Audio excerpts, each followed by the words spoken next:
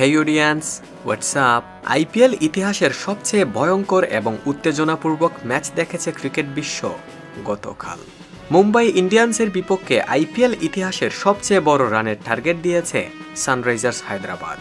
2013 সালে সবচেয়ে বেশি রান করার রেকর্ড ছিল রয়্যাল চ্যালেঞ্জার্স বেঙ্গালুরুর। এবার সেই রেকর্ড ভেঙে দিল সানরাইজার্স হায়দ্রাবাদ। তাদের ইন্ডিভিজুয়াল রান হচ্ছে 277। Henry Klaasen, Travis head, Abhishek Sharma তাদের দুর্দান্ত ব্যাটিং পারফরম্যান্সে এই অবিশ্বাস্য রান সংগ্রহ করতে পেরেছে সানরাইজার্স হায়দ্রাবাদ। তবে মুম্বাই ইন্ডিয়ান্সও কম নয়। 278 রানের লক্ষ্যে ব্যাট করতে নেমে 246 রান করতে সক্ষম হয়েছিল মুম্বাই।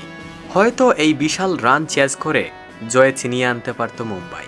হ্যাঁ, এখানে অসম্ভবের মতো কিছু নেই, কেননা মুম্বাই ইন্ডিয়ান্স যেই শুরুটা করেছিল সেটাও ছিল দুর্দান্ত। 10 ওভারে মুম্বাই ইন্ডিয়ান্স সংগ্রহ করেছিল 150 রান। আরও বাকি 10 ওভারে অনায়াসেই এমন ব্যাটিং করলে জয় ছিনিয়ে আনতে পারত মুম্বাই। তবে এখানে হার্দিক পান্ডিয়াকে নিয়ে প্রশ্ন তুলেছেন অনেকেই। মুম্বাই ইন্ডিয়ান্সের সদ্য ক্যাপ্টেন, যাকে কেউই সম্মান করে না, কেননা তার আচার আচরণও সম্মান পাওয়ার মতো নয়। তিলক বর্মা, নামান ধীর, ঈশান কিষানরা যেখানে 200 স্ট্রাইক রেটে ব্যাট করেছেন, সেখানে হার্দিক পান্ডিয়ার স্ট্রাইক রেট 120 বলে করেছেন মাত্র 24 রান, যেটা কিনা এমন বিশাল রান তাড়া করতে নেমে মুঠেও কাম্য নয়।